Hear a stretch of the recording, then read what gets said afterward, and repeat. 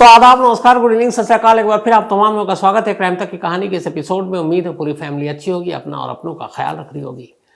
कुछ वक्त पहले या काफ़ी वक्त पहले एक फिल्म आई थी अक्षय कुमार की, गब्बर।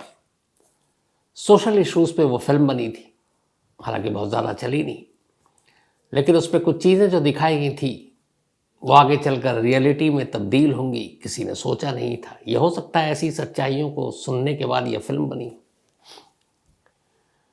और जो कुछ इस फिल्म में हुआ हकीकत में भी वही हो रहा है। ऐसे बहुत सारे अस्पताल हैं अपने देश में जहां लाशों का इलाज होता है। अब आप कहेंगे कि क्या बोल रहा हूं मैं, भाई अस्पताल तो मरीजों के लिए है। अस्पताल या डॉक्टर इसलिए होते हैं कि अगर कोई बीमार पड़े, कोई मुसीबत में हो तो उसका इलाज करें, उसे ठीक करें और अपनी तरफ से पूरी कोशिश करें उसे बचाने की। आज भी हम लोग डॉक्टर को भगवान और खुदा का दर्जा देते हैं, क्योंकि जब सारी उम्मीदें टूट जाती हैं तो ये लगता है डॉक्टर साहब बचा लेंगे। और ये वो इकलौता पेशा है जिसमें मैंने पहले भी शायद कहा है कि हम डॉक्टरों की बातों पर आंख मूंद के भरोसा करते हैं। क्यों? क्योंकि हम मानते हैं कि डॉक्टर साहब ही हमारे सब कुछ है, वो झूठ नहीं बोलेंगे। वो जैसा जो कह रहे हैं हमें वो करना चाहिए। यहाँ तक कि जो प्रिस्क्रिप्शन पे दवाएं लिख कर देते हैं, हम कभी मेडिकल स्टोर में जाकर मोल तोल नहीं करते हैं कि ये दवा कम कर दीजिए या इसके इतने पैसे क्यों हैं। जो मेडिकल स्टोर में जो दवाओं के पैसे होते हैं हम वो भी देते हैं, जो डॉक्टर साहब की फीस होती है वो भी देते हैं, जो इलाज के नाम पे खर्चा होता है वो भी देते हैं।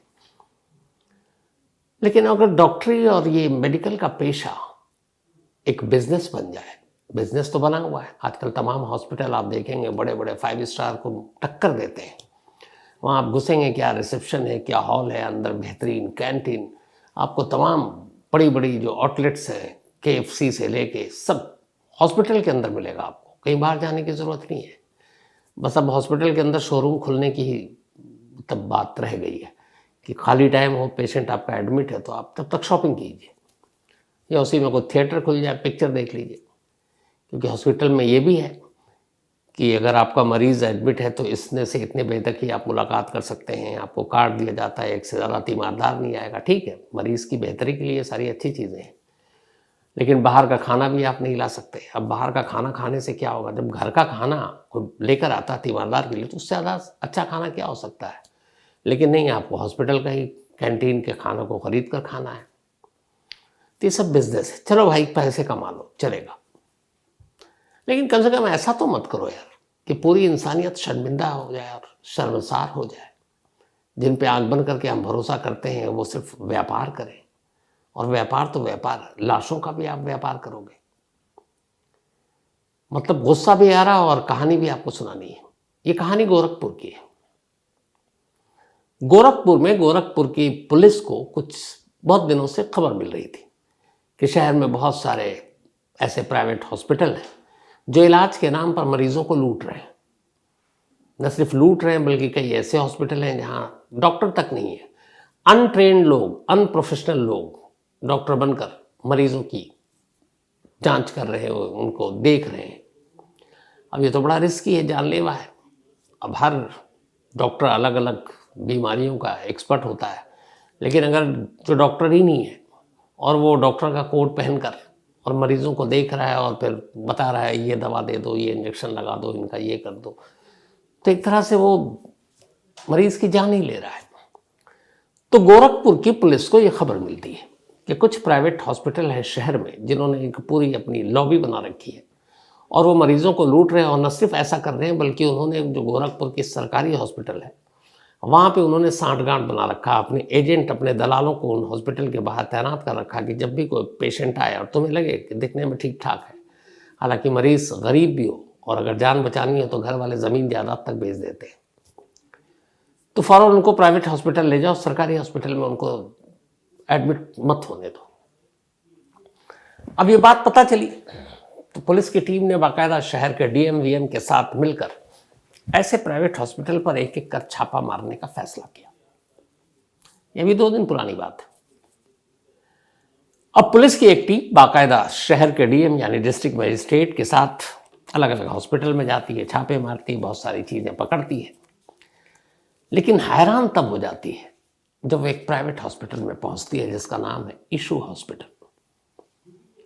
पुलिस इशू हॉस्पिटल में पहुंची तो पहले तो देखा कि कोई डॉक्टर ही नहीं है और हॉस्पिटल ठीक ठाक है, वहाँ आईसीयू वार्ड भी है, सब कुछ है, लेकिन डॉक्टर के नाम पे कोई नहीं। सब जो मतलब अनट्रेन्ड लोग हैं, जिनको ये है कि डॉक्टर साहब के साथ रह रह कर पता चल गया कि नब्ज यहाँ पे होता है, आंखें ऐसे खोलते हैं, धड़कने ऐसे देखते हैं, वो सब बेसिक पता था। तो अब टीम पहुंची, एक एक करके सबको देख रही है, चेक कर रही है। तब तक ठीक, लापरवाही और भी ऐसे हॉस्पिटल में है, तो लगा कि चलो इनकी भी नंबर इनका आएगा। लेकिन ये टीम दंग तब रह जाती है जब वहां पहुंचकर देखती है कि आईसीयू है, आईसीयू में एक बंदा लेटा हुआ है और उसके चेहरे पे ऑक्सीजन मास्क लगा हुआ है। अब पुलिस ने बाहर पूछा कि भाई कौन है ये बंदा, क्या है? तो बाहर एक उस पेशेंट का तीमारदार था, उसी का बेटा, उसका नाम था रमेश्वर। तो उसने कहा साहब ये हमारे पिताजी हैं जो अंदर लेटे हुए, हम इनको 2 दिन पहले लाए थे और ये अचानक गिर गए थे चलते चलते, शायद चक्कर आ गया था, तो उसके बाद बेहोश हो गए। तो हम इनको फौरन हॉस्पिटल लेकर दौड़े। सबसे पहले ये लोग गए एक सदर अस्पताल, और ये जो पूरी परिवार था ये देवरिया का था। तो सदर अस्पताल गए, तो सदर अस्पताल में 1 घंटा तो उनका इलाज किया, फिर अस्पताल वालों ने रेफ़र कर दिया कि तुम इनको यहाँ से BRD मेडिकल कॉलेज ले जाओ। गोरखपुर का सबसे मशहूर ये वही हॉस्पिटल है जहाँ साल में कुछ साल पहले बहुत सारे बच्चों के मरने की खबर आई थी, दिमागी बुखार और किस बीमारी से। लेकिन BRD अस्पताल शहर का नामी सरकारी अस्पताल है, मुफ्त में इलाज भी होता है, डॉक्टर भी ठीक ठाक है, वहाँ सारे इक्विपमेंट्स भी अच्छे हैं। तो अब रामेश्वर अपने पिता को लेकर सदर अस्पताल से BRD अस्पताल पहुँचता है एम्बुलेंस में, सरकारी एम्बुलेंस में। सरकारी एम्बुलेंस में जैसे ही वो BRD अस्पताल पहुँचता है तो वहाँ पे उसको एक व्हील चेयर पे, चूँकि पेशेंट थे, हर अस्पताल में एक व्हील चेयर होता है, तो व्हील चेयर से जब उनको नीचे उतारा गया तो वहीं पे सामने एक प्राइवेट एम्बुलेंस वाला खड़ा हुआ था। ये सारे एक पूरे गिरोह का काम ऐसे ही होता है हॉस्पिटल में। अब ये रामेश्वर के पिता को अंदर ले जाना है, सरकारी एम्बुलेंस से उतरा, व्हील चेयर पे वो जा रहे हैं, तभी एक सामने प्राइवेट एम्बुलेंस खड़ी है, उसका वो अटेंडेंट भाग के आता है, बोलता हाँ बताओ क्या है। अब आदमी परेशान, जानता तो है नहीं। उसने कहा साहब ये रेफ़र किया गया इस अस्पताल में। उसने कहा पर्ची दिखाओ।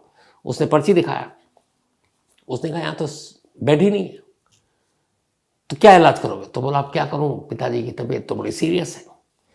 तो उसने कहा कि एक काम करो, यहाँ पे बेड तो मिलेगा नहीं, गोरखनाथ अस्पताल है, वहाँ चले जाओ, वहाँ बेड खाली और अच्छा अस्पताल है। अब मरता क्या ना करता बेचारा अपने बाप को। फिर उसने कहा कि अब एम्बुलेंस, तो उसने कहा मेरा एम्बुलेंस है, चलो नेक काम है, मैं तुम्हारी मदद कर देता हूँ।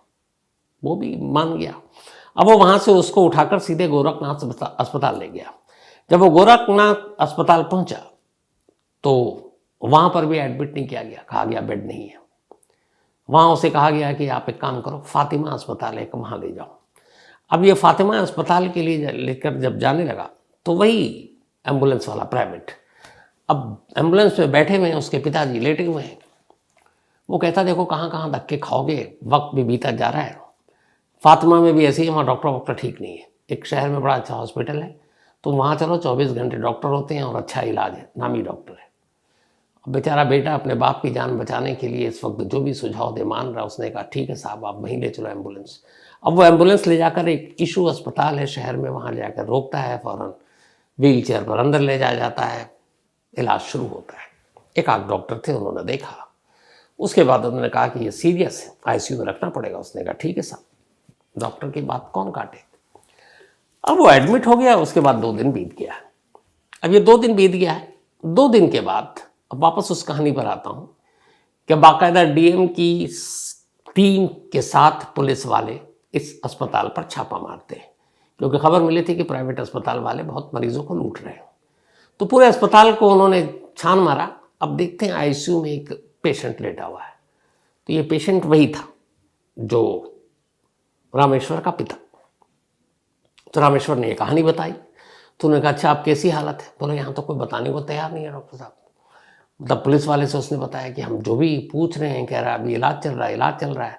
और हम जब आए तो हमसे सबसे पहले 5000 रुपीज़ फॉर्म के नाम पे लिया, फिर हमसे 20,000 रुपीज़ लिया सुबह में, फिर रात को हमसे 50,000 और रुपये लिया, और उसके बाद भी कुछ पैसे लिए। 1 लाख हम दे चुके हैं और अभी तक हमें बताया नहीं जा रहा, ना मिलने दिया जा रहा कि आईसीयू में इन्फेक्शन हो जाएगा, कोई नहीं जाएगा।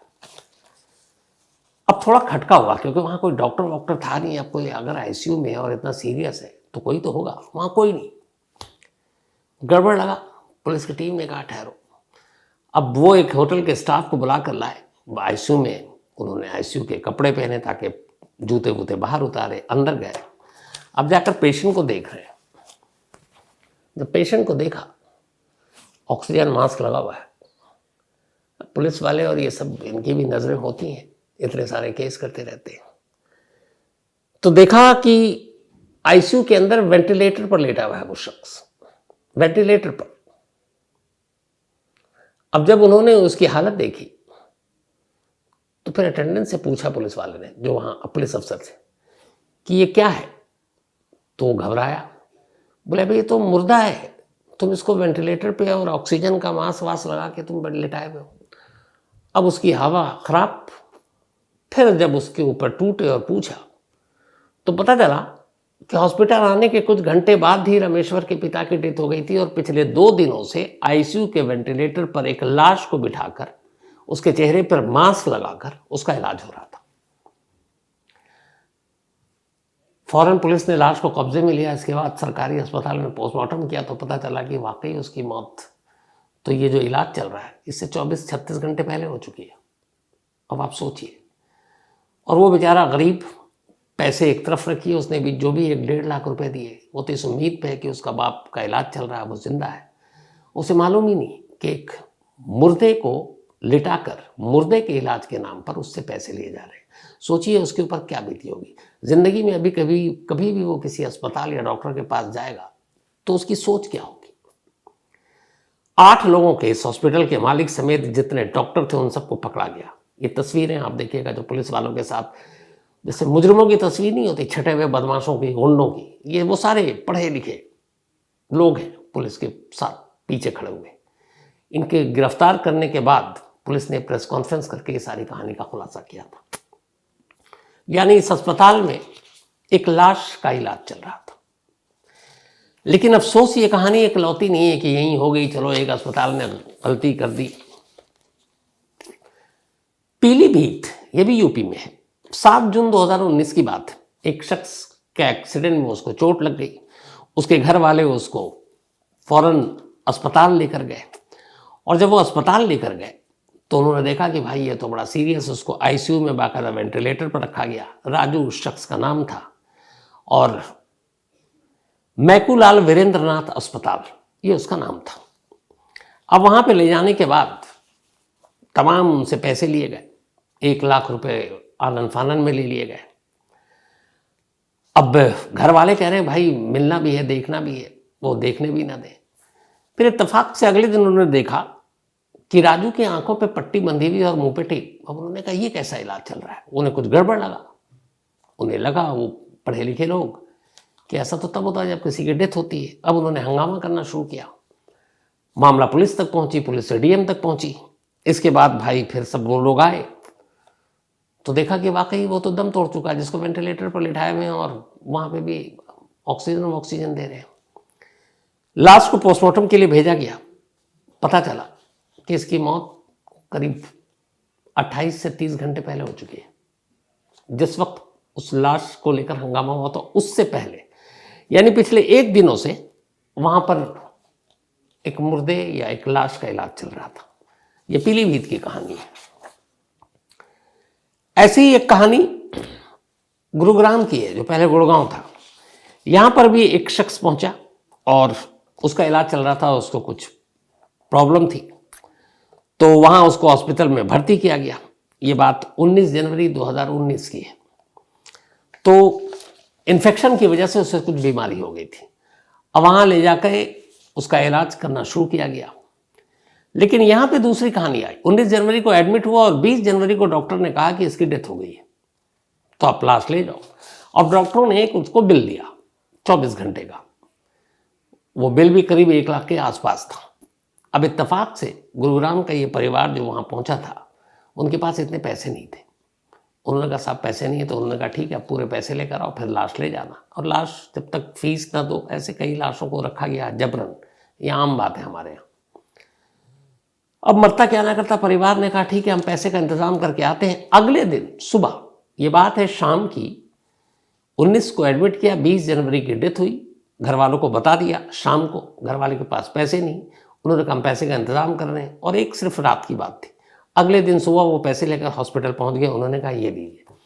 जब वो पहुंचे तो जो उन्हें बिल शाम को दिया गया था 1 दिन पहले, अब उसमें भी करीब 70,000 रुपये और ऐड हो चुके थे। तो पूछा गया ये क्या, तो उन्हें कह रहे उसके बाद, और वो बिल क्या था, डेथ के बाद इंजेक्शन और दवाइयाँ दी। अब ये बताइए किस मुर्दे को मौत के बाद आप इंजेक्शन लगाओगे या दवा दोगे। लेकिन ये गुरुग्राम में हुआ। बाद में जब हंगामा हुआ, इस बात की इंक्वायरी हुई, यहाँ भी पकड़े गए ये जो लाशों से पैसे कमाने वाले लोग हैं।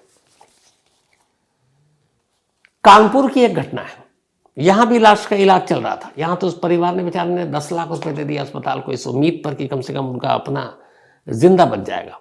हरजिंदर नगर में राजू सिंह नाम का एक शख्स था, इसका भी एक एक्सीडेंट हो गया था। 11 मई की बात है ये, 2022। तो वहां हॉस्पिटल में ले गए, वहां पे इलाज किया। अब इलाज के दौरान इसको जिस बेड पर रखा गया, उस बेड पे वो तड़पता रहा, डॉक्टर आए नहीं। फिर इत्तेफाक से इस मामले में तो कहानी और भी अजीब थी कि वहां पे बेड पे रखा और उस छटपटा रहा है, शायद उसको ऑक्सीजन की जरूरत है, लेकिन कोई अटेंड करने वाला नहीं उस हॉस्पिटल में। बड़ी मुश्किल से छटपटाते छटपटाते वो आदमी, उसकी सांसें रुक गई। अब कोई हलचल नहीं, कोई हरकत नहीं शरीर में। थोड़ी देर के बाद जब वो शांत हो गया, एक्सीडेंट के बाद अभी तक बेड पे पड़ा हुआ है, कोई डॉक्टर नहीं आया उसको देखने के लिए। और जब शांत हो गया तो एक डॉक्टर आता है, और जूनियर डॉक्टर, वो उसको देखता है और देखने के बाद उसको ऑक्सीजन देता है और फिर ड्रिप लगा देता है। अब वो शख्स मर चुका था, मौत के बाद उसको ड्रिप लगाया गया। अब जब मौत के बाद ड्रिप लगाएंगे तो क्या होगा। थोड़ी देर के बाद बॉडी फूल गई। जब बॉडी फूली तो लोगों ने कहा ये क्या, परिवार को तब तक खबर मिल चुकी थी, परिवार भाग कर आया। तो देखा ये बॉडी में क्या हुआ। तो फिर पता चला, पड़ोस के जो दूसरे बेड पे बैठा हुआ था बंदा, उसने सारी बात बता दी कि मेरे सामने ये तड़प रहा था, चीख रहा था, कोई आया नहीं। और जब ये शांत हो गया, मैं इसको देख कर समझ गया, इसकी आंखें पलट गई थी कि ये मर चुका है। तब एक जूनियर डॉक्टर है, मैंने उससे कहा भी, उसने कहा तुम चुप रहो डॉक्टर, मैं हूँ कि तुम हो। और उसने उसको ड्रिप लगाया और ऑक्सीजन लगाया और लगा कर चला गया। तो एक लाश को ड्रिप भी लगाया, ये भी एक सच्चाई है। एक और कानपुर में ही ऐसी हुआ था, जब एक लाश को 2 दिन तक अस्पताल ने, घर वाले कह रहे हैं कि हम खुद देखकर घर वाले कह रहे हैं कि हमें लगता है कि अभी ये बचा नहीं। उन्होंने कहा डॉक्टर तुम हो कि मैं हूं। और उन्होंने इलाज किया और 2 दिन तक इलाज किया और उनसे करीब 1.5 लाख रुपए वसूल कर लिए। इन सारी कहानियों का एक सबसे हैरत अंगेज मिसाल एक और है। हुआ ये कि झांसी में, अपने यूपी में ही झांसी में, एक मंत्री साहब थे यूपी सरकार के, जो अपने इलाके के, इसी इलाके से थे। वो एमएलए फिर मिनिस्टर बन गए। उनका नाम भी है जयवीर सिंह। तो ये झांसी के डिस्ट्रिक्ट हॉस्पिटल, जिसका नाम है चित्रकूट डिस्ट्रिक्ट हॉस्पिटल, ये वहाँ ऐसे ही दौरे पर पहुँचे कि चल के देखते, बल्कि ये यूपी के चित्रकूट में है, किस अस्पताल में सब ठीक ठाक है कि नहीं। अक्सर नेता मंत्री अपने इलाके में दौरा करते हैं, तो ये भी उस अस्पताल में दौरा के लिए पहुंच गए। और अचानक पहुंचे, अस्पताल किसी को पता नहीं। जब ये पहुंचे तो इन्होंने सारा देखा। अब जब ये अस्पताल के अंदर घुसे तो जो एमएस मेडिकल सुपरिटेंडेंट, बाकी लोगों को पता चल गया मंत्री साहब आए। अब सब अलर्ट पे, सब भाग रहे हैं अफरा तफरी में, अलग अलग वार्ड में सब फैल गए, मरीजों को देखना शुरू कर दिया। अब मंत्री साहब दौरा कर रहे हैं और वो जो उनके डॉक्टर साहब हैं वो उनके साथ साथ चल रहे हैं। अचानक मंत्री साहब किसी और से बात कर रहे हैं, वो जो डॉक्टर साहब तक उनके साथ थे, उनके बराबर में एक बेड पे एक महिला लेटी थी। वो उसका हाथ पकड़ने लगते हैं, हाथ पकड़ के उसके बाद उसके सर को ऐसे सहला रहे हैं जैसे सब ठीक हो। डॉक्टर पूछता है ना अब आप ठीक हैं, कई बार आपने देखा होगा। और उसका फिर हाथ पकड़े हुए हैं, फिर नब्ज देख रहे हैं। मंत्री साहब आते हैं, कहते हैं इनको क्या हुआ, कहते वो बीमार है, लेकिन कल इनका इलाज ठीक से हो रहा। बिल्कुल डॉक्टर सब ठीक से हो रहा। मंत्री साहब ने भी अपना फर्ज निभाया, 10 मिनट का दौरा किया हॉस्पिटल के बाहर। लेकिन जैसे ही वो बाहर निकले, एक लोकल लेडी थी जो वहां पे एक तरह से राजनीति में भी थी और लोकल थी और नेता टाइप थी। उसने क्या किया कि जब वो मंत्री साहब वहां पे थे और डॉक्टर उस महिला का इलाज कर रहे थे, हाथ वाथ पकड़ के सर पे उसके हाथ फेर रहे थे, उसने फोटो खींच लिया था और वीडियो बना लिया था। अब बाहर आई तो अचानक उसे कुछ याद आया, फिर वो अंदर गई, फिर बाहर आई और मंत्री साहब से उसने कहा, मंत्री साहब आप जाने वाले हैं। उसने कहा आप 1 मिनट अंदर आ जाइए। मंत्री साहब ने कहा क्या हुआ? बोला आइए तो सही। अंदर गई। बोले ये जो डॉक्टर साहब आपके सामने इलाज की नौटंकी कर रहे थे ना, ये महिला तो कब की मर चुकी है, ये तो डेड बॉडी है, लाश है, वो आपको दिखाने के लिए उसका इलाज करते हैं। मंत्री साहब ने कहा क्या कैसी बातें कर रही हो तुम, ऐसा नहीं हो सकता। बोले ठीक है, आप खुद देख लीजिए कि वो जिंदा है कि नहीं, अभी तो आप यहीं हैं, 2 मिनट लगेगा, अंदर चल लीजिए उसी बेड के करीब। अब वो मंत्री साहब सकपका गए कि ऐसा कैसे हो सकता है। अब वो वापस इधर डॉक्टर साहब, जो सबको लगा मंत्री गए, बला टली, जैसे ही पता चला वो वापस अंदर आने, सब फिर से अलर्ट मोड पे। अब मंत्री साहब आके सीधे उस बेड पर रुक गए और जिस डॉक्टर को उन्होंने इलाज करते देखा था बुलाया, बोले इसको क्या हुआ है। फिर उसने कहा कि कुछ बीमारी है। तो उन्होंने कहा कि ज़रा इनसे बात करना चाहता हूँ, बात कराइए। बोले सर होश में नहीं है। तो मंत्री ने कहा होश में नहीं है या फिर ये लाश है, मुर्दा है। अब डॉक्टर साहब की हवा खराब। उन्होंने कहा नहीं डॉक्टर साहब ठीक है। तो उन्होंने कहा ठीक है, इसकी धड़कन और नब्ज तो चल रही होगी। अब डॉक्टर नौटंकी कर रहे हैं वहाँ पे, अरे उठो, जो भी नाम ले रहे थे उस महिला का, ये करके, लेकिन लाश कहाँ बोलती है।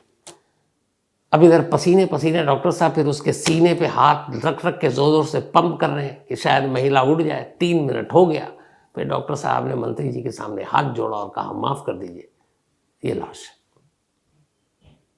अब आप बताइए, ऐसी चीज़ों से गुस्सा आएगा कि नहीं आएगा।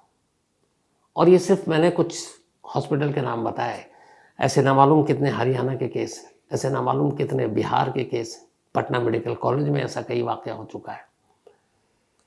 दिल्ली में एक बहुत पहले ये ऐसा केस हो चुका है।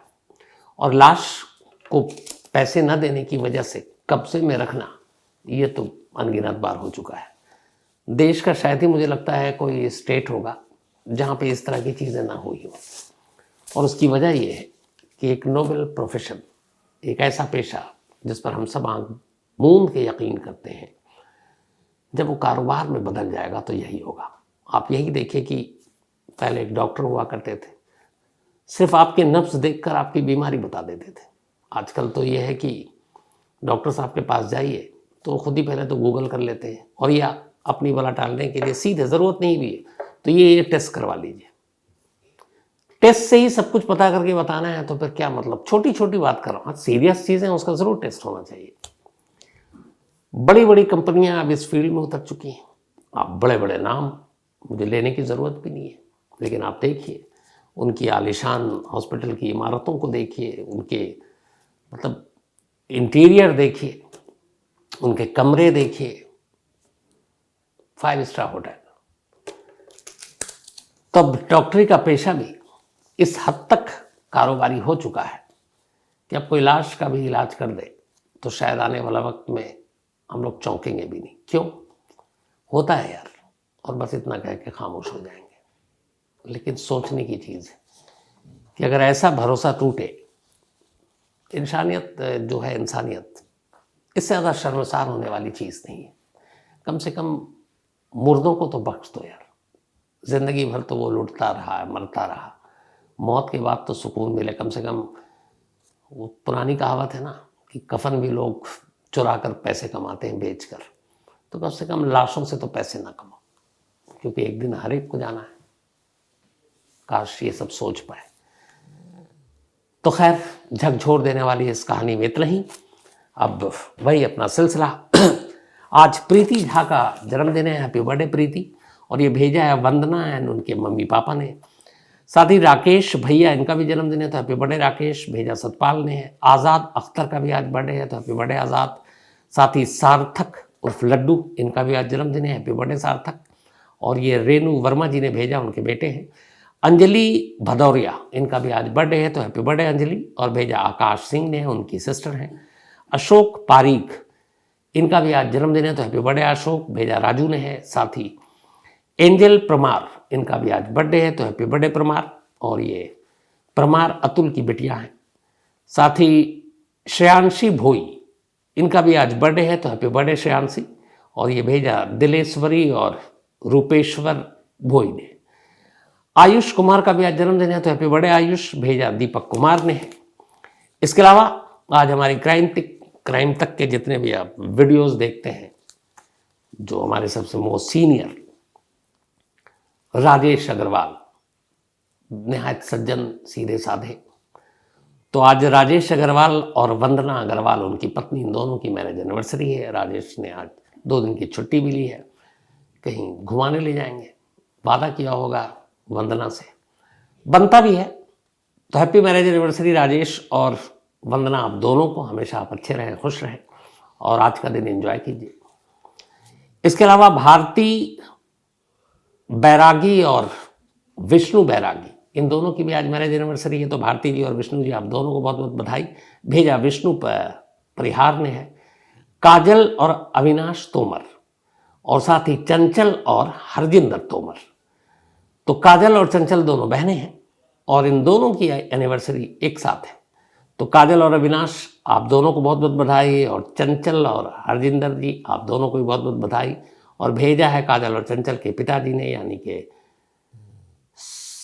सुजीत सिंह गौड़। साथ ही आज अनुराधा चौहान और अमन सिंह, इन दोनों की भी एनिवर्सरी है। तो हैप्पी बर्थडे अनुराधा और अमन, बिलेटेड एनिवर्सरी। शल्लू यादव और विपिन कुमार, इन दोनों की भी आज एनिवर्सरी है। तो शल्लू जी आपको और विपिन जी आपको, आप दोनों को बहुत बहुत बधाई। और विपिन भाई जो है वो दिल्ली पुलिस में है और शल्लू जी है वो रेलवे में है। तो मुझे लगता है विपिन भाई के भी आपको रिजर्वेशन कंफर्म कराने में, टिकट रेलवे में कोई मुश्किल आती नहीं होगी। और कभी मुझे लगा तो फिर मैं भी बात करूंगा, तो शल्लू जी से मेरा भी टिकट कंफर्म करा दिया कीजिए जब मारामारी ज़्यादा होती है। बट हैप्पी मैरिज एनिवर्सरी आप दोनों को। इसके अलावा गरिमा तिवारी जी और Jitesh Tiwari ji, thank you so much, आप दोनों को एक कहानी की फरमाइश की है। कल्पना कुशवाहा, साथी नूर शमा, उर्मी सिंह, इन लोगों ने कल की कहानी के ऊपर भेजा है। जो भी माँ बाप होता है, उसके बच्चे होते हैं, तो ऐसी कहानियों का बड़ा असर होता है। और मैं इन लोगों के मेल को पढ़ने के बाद मुझे लगा, चूँकि मैं भी एक बेटी का बाप हूँ, कि जब कोई माँ या बाप अपने बच्चों को मारता है और अगर बच्चे उसको सुन रहे हैं, देख रहे हैं, तो उनके दिमाग पे असर पड़ता है। सोचते हैं कि क्या मम्मी पापा भी मार सकते हैं। तो मुझसे गलती हुई, इसके लिए माफ़ी चाहता हूँ कि मुझे इन लोगों ने कहा, अच्छी बात है, ख़ासतौर पे उर्मी ने कहा, उर्मी सिंह ने, कि जब ऐसी कोई कहानियाँ सुनाऊँ तो शुरू में बता देना चाहिए मुझे, ताकि वो फैमिली जिनके घर में बच्चा है छोटा, वो पहले से उसको हटा दे या वो कहानी उसको ना सुनाई दे। आइंदा मैं इस कहानी से कल के सबक सीखा हूँ और वादा करता हूँ कि जब भी ऐसी कोई कहानी होगी तो मैं पहले से आगाह कर दूंगा। राहुल मंजुलकर और इनकी पत्नी जी, थैंक यू सो मच, उन्होंने कहानी की फरमाइश की है। साथ ही अंसारी अबरार एक कहानी की फरमाइश की है। और मुस्तफ़ा के Hussain, thank you so much आपके इस मेल के लिए। तो कहानी में आज इतना ही। अब आपसे मुलाकात होगी कल रात 9 बजे किसी नई कहानी के साथ। तब तक अपना और अपनों का ख्याल रखिएगा। Thank you very much.